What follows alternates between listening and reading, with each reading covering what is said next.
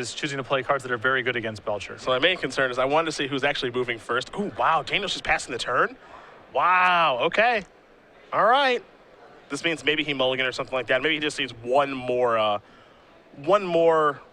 ritual effect to go off. Also, when they pass the turn on turn one, it's very clear what's happening here. Could be man. I guess he chose to play. He chose to play. Normally, it could be Manless Stretch if he was on the draw, but if he chooses to play first, which he obviously has, there's a very small range of decks this can be. It appears that he has a 5-card hand. So. Yeah, so he's done some mulliganing here. Now, actually, if Maag doesn't know what Brown is playing, he can kind of hide some information about what's going on. You see a tropical island here from the wooded foothills. But we'll see how this breaks. Now, if you didn't catch a good look at Maag's hand, he does have a copy of Force of Will. There's also a Daze hiding out over there. Tough guy. Real tough guy. This is the type of hand that Belcher would struggle to beat on 7 cards. On 5, it's going to be really tough. You have to get a little creative, I will admit. And Daniel Brown will just pass the turn back. Maag will take a draw. I believe that might be a Gitaxian Probe. I would concede so fast. I would concede so fast right now. Oh, you can't show him? You're going to show him 2 empties, 2 cups of Hieratic Ritual, a Desperate Ritual, and a Rite of Flame.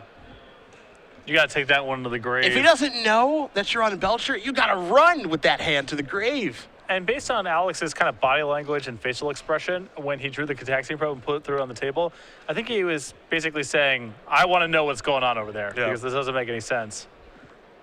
It's a dead giveaway now. It is a Belcher strategy.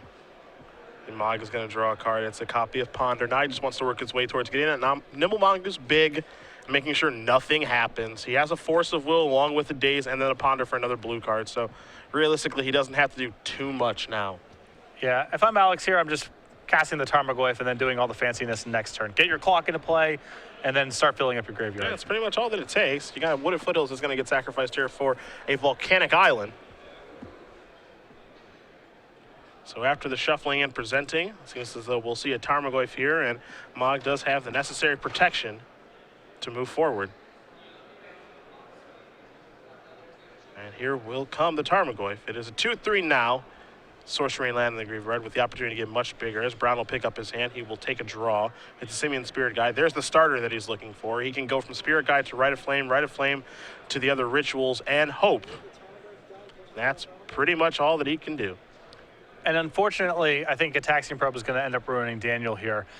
If Alex was not working with information, he may want to wait to stop the theoretical Goblin Chart Belcher, but now he knows he needs to stop a Dark Ritual because Daniel is trying to build towards a Storm spell. Yep. And you got to see if Force of Will take care of the Desperate Ritual. If I'm Alex, I actually would wait one more because he knows all the contents. He knows all of the cards in his hand, and he knows the Simian Spirit Guide was the draw to start things off. So he knows he's going to go from 1 to 2 with Rite of Flame, 2 to 3 with Desperate Ritual, and in order to do anything, he has to go from 3 to 4. So he actually has to cast another ritual. So I would actually snag the other ritual, and I'd probably do it with the Daze. Yeah. Unfortunately, no matter what, Alex can't miss by too much here as long as he just doesn't allow an empty to resolve. Yes, that's all that really does matter here. So you're going to see an attack here for some damage. Tarmogoyf checking the size. It is a 3-4. You've got instant sorcery and land in the graveyard. Nimble Mongoose simply a 1-1 right now. Only 4 cards in the graveyard. Misty Rainforest could be the 5th. Lightning Bolt could be the 6th. But Daniel is going to, it's basically impossible for Daniel to reassemble a hand capable of winning the game from here, especially given the amount of time he has. There is already a winner in this game, even though the cards are still on the table. He drew a starter. Oh boy. Look at you go. Lightning Bolt is Alex's draw. He can give Threshold to his Nimble Mongoose right now if he'd like. He can play a Misty Rainforest, attack with both of these. He can fire off a couple copies of Lightning Bolt, sack these fetch lands here, put the graveyard up, and really just get this game over with. Yeah, this is 4 different hits of 3 points of damage here, so Daniel's going to 3. Yep. Tarmogoyf's not going to get any bigger, of course, because the graveyard doesn't change. There's already instant down there along the sorcery and a land, but the graveyard does now have 7 cards in it, so you've got 3 from each bolt. That's 6. 3 from the Mongoose is 9, and 3 from the Tarmogoyf will make it 12. Brown is going to be at 3, and I don't think there's a draw in the world that exists to get him out of this. As a copy of Gitaxian Probe is going to put him down to 1. Get a little info, see a Daze. This is what I have, and that's going to do it. Alex Maag is going to win game number 1 here over Daniel Brown. Rug Delver up a game over Belcher. Daniel Brown getting the bad side of the pairings here. Not able to draw to the top 8.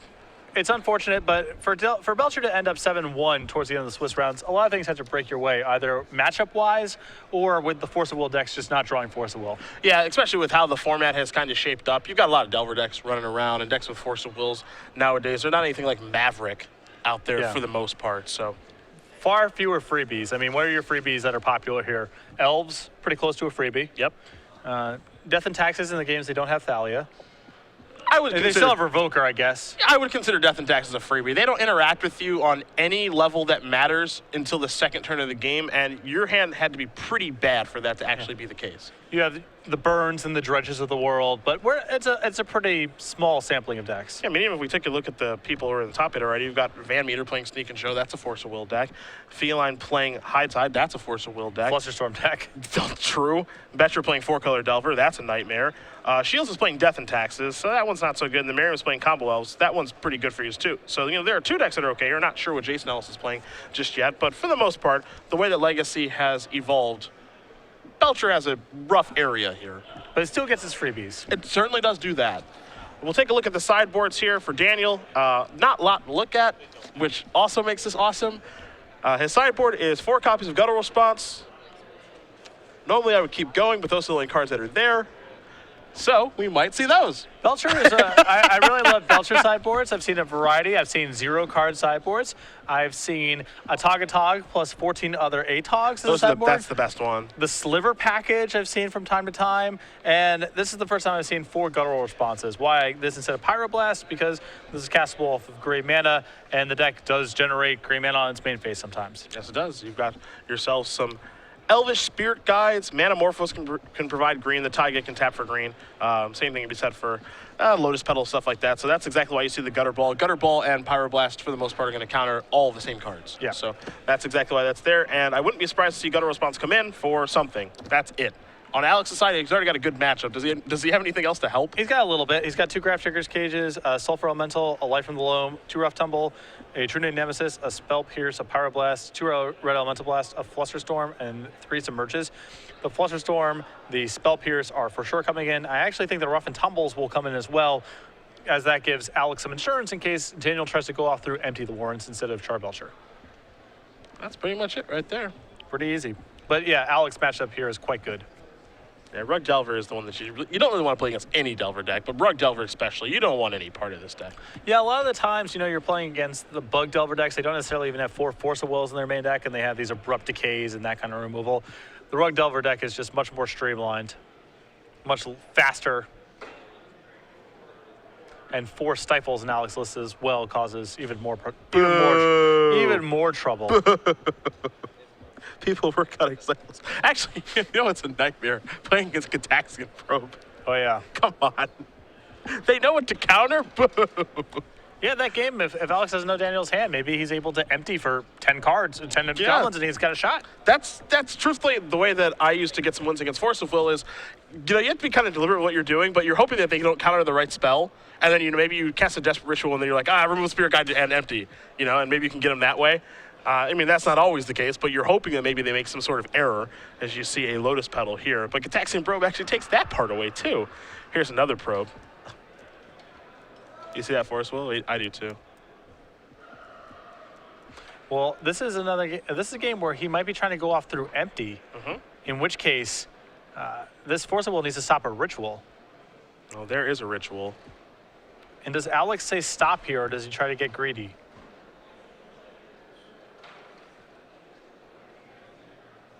See if this one resolves. Alex is giving this a long pause. Yep, this one I think is the one that's going to get countered. Yeah. I wonder what else is in Daniel's hand right now. I know he has a Tinder Wall. I want to know what the other card is, because he has an empty too.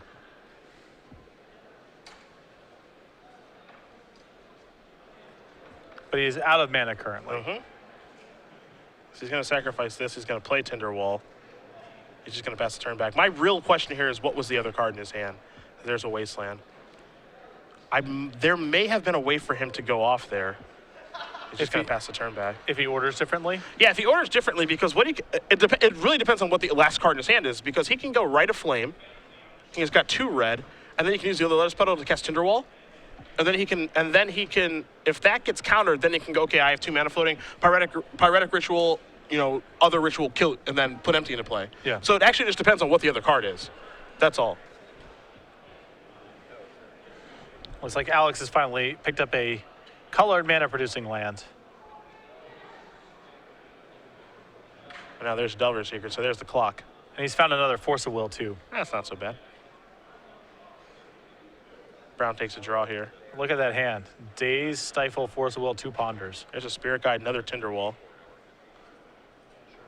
Now he's going to use these just to cast and empty the Warrens. That'll be for, this is a Belcher and hoping for the best. Okay. That must be what the other card was. Yeah. Because if the other card's Belcher, then it doesn't matter what he did. And here's a Daze now. And there's a Simeon's Spirit Guide. So maybe it was another Belcher, not sure. There's a Force of Will to take care of that Belcher, so. And now Daniel has been rendered permanentless, close to no cards in hand. And again, the reason the sequencing matters so much in the opening turn of the game is because he casts Rite of Flame and it resolves, and then you play Tinderwall and you've got 2 red floating. Presumably Tinderwall's going to resolve, so then that comes in. You sacrifice that, and you're able to cast Empty the Warrens. Yeah, since Tinderwall is plus mana, yes, that turn, you need to open with that stuff so you have the most resources. You can't run out of mana and have that card left over because that could have been a facilitator if you'd ordered your spells differently. And as it turns out, the way that things go, if he goes petal, Rite of Flame resolved, he's got 2 red, and he casts Tinderwall. I would be very surprised if Alex actually counters that card. Yeah. And you use the petal, and then you just sacrifice the wall for 2 red, and you've already got 2 red floating. That puts you up to 4. That puts you into empty. And then you might be able to actually sneak by his Force of Will. Mm-hmm. But by casting the Ritual, you only have the petal out there, and you have no mana floating. It's very easy for him to go, all right, I'll counter this now. You have no mana floating. All you have is a petal. You can't go off through that. Yeah, and it's not like he has to tag the Char Belcher if that's the output. Yeah. He can just stop it right there, and it's unlikely for Daniel to be able to continue to go off. Yeah. By the way, it seems like Brown may have had a realistic shot at getting the job done here, and it looks like he may have just misordered his spells a little bit, and now Delver, well, once they take advantage of this, there's almost no coming back. Their draws are just better than yours. And yeah, Daniel has no way to reassemble in time, and this is part of the problem that Rogue Delver presents is it's not only the disruption, but how fast it can kill you as well. So here comes Delver and here comes Tarmogoyf, and we've seen this song and dance before, actually just a few minutes ago in the last game. Looks like potentially an unfortunate pair down here for Daniel. Probably the lowest tiebreakers of all the X1s. And you could argue like the worst matchup for him too. Yeah. I mean, it might not be 100% the worst, but it's really right up there. Rogue Delver is not a deck you want to play against when you're playing Belcher at all. You have to get very, very creative to win. And now Brown is just going to concede the game. Alex Maag is going to win this match over Daniel Brown. 2-0. Rogue Delver taking down Belcher. And with any luck for Alex, this should lock up his top 8 slot. Yeah, and no shame there to Daniel. Good run with Belcher, but that matchup just not a lot to be done. Not so good. So I believe we're going to be getting another match ready here for you guys. So we can now lock in a 7th person into our top 8 here. Again, Ross Merriam, Jason Ellis, Chris Van Meter, Feline Longmore, Dave Shields, Jared Betcher, and now Alex Maag. And, 5 of those names I would say of the 7 you rattled off are very consistent performers on the Open Series or Grand Prix, people that are essentially household names. Yeah, and Jason Ellis is actually a household name in this area. Ross Merriam actually drove up here with him, so I assume he's from the Connecticut area, which is where Ross is from. So.